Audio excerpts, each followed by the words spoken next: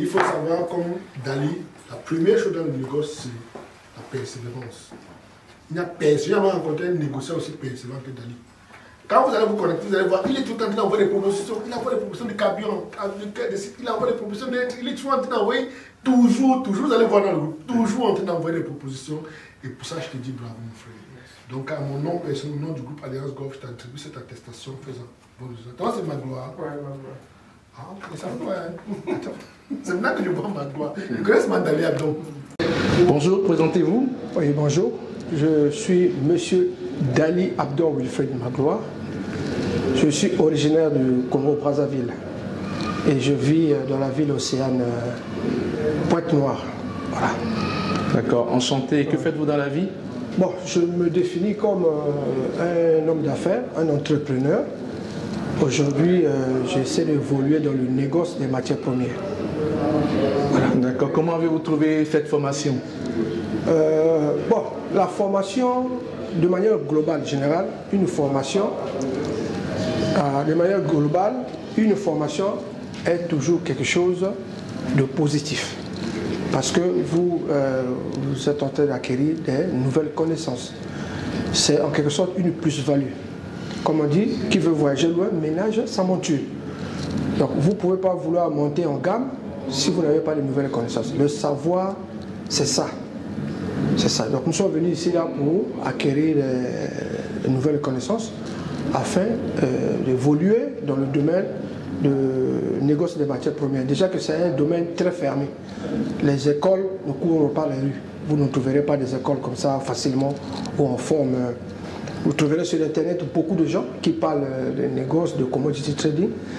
Mais ce que nous avons vu ici là est un peu particulier. C'est vraiment dans la profondeur. Vous voyez, vous apprenez les procédures du négoce, comment vendre par exemple les matières premières, que ce soit les produits, que ce soit les hydrocarbures, les minéraux, les différentes procédures, les instruments financiers, comment financer le négoce des matières premières. Donc la finance, vous étudiez la finance volatile, la finance transactionnelle. Vous voyez, donc c'est des choses très profondes. Peu de gens en parlent sur Internet. Vous allez voir, vous verrez plusieurs vidéos sur le négoce. On va vous parler de dropshipping, comment créer des boutiques en ligne, tout ça. Mais on rentrer en profondeur. Avoir, connaître les arcanes du métier, ce n'est pas donné à tout le monde. Donc c'est en cela qu'il y a une plus-value. Hein? Moi, ça c'est ma deuxième formation. J'ai déjà pris une autre formation en décembre 2023 à Kribi. D'accord. Voilà, je me suis dit non, j'ai encore besoin, il faut que j'approfondisse. Et surtout, lier le côté pratique à la théorie.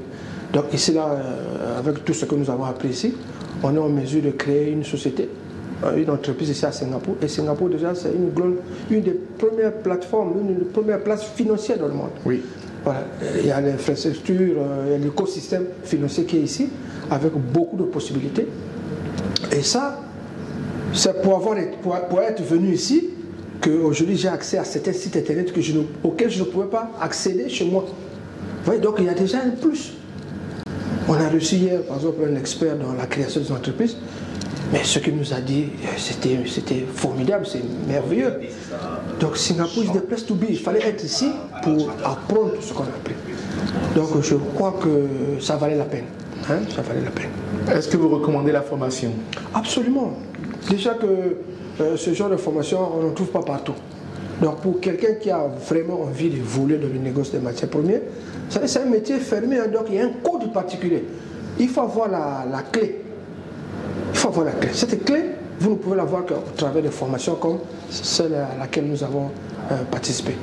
Vraiment, et vous savez que l'activité du négoce, c'est l'une des activités les plus lucratives au monde.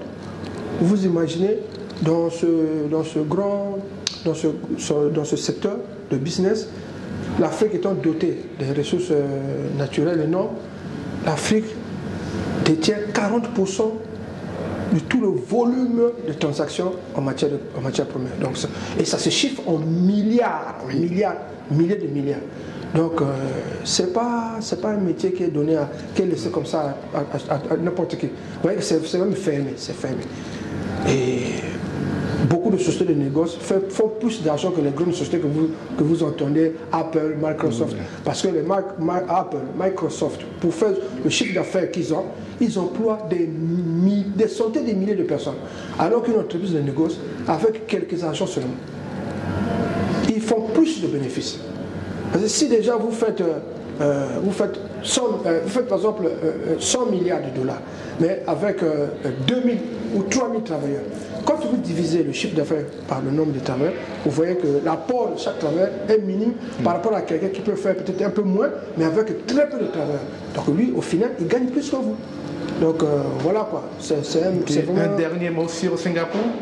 Oui, comme je disais, c'est la première fois que j'arrive à Singapour. J'ai été vraiment agréablement surpris d'abord de voir que c'est un pays qui se donne à la recherche, de nouvelles technologies. C'est pourquoi ils ont atteint ce niveau. Et dire que c'est un pays par le passé était une communauté des marchés, arrivé au niveau où ils sont aujourd'hui, c'est qu'ils ont beaucoup travaillé. Surtout, ils ont beaucoup investi dans la recherche et le développement, donc les nouvelles technologies. Ce que nous avons vu ici, là, moi j'ai vécu en Afrique du Sud. Je disais à mon chauffeur, j'ai pris un chauffeur, je disais à mon chauffeur, il y a certains endroits ici qui ressemblent à Johannesburg, par exemple au Sandton. Sandton, c'est un quartier financier. Sandton, Bedfordview, mais dans l'ensemble, non, Singapour dépasse Johannesburg. Et surtout, ce qui m'a marqué le plus, c'est la propriété. Vous ne voyez pas la saleté, vous voyez...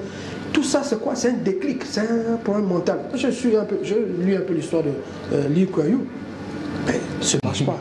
Voilà. Merci beaucoup. C'est un peu ça le constat que je fais.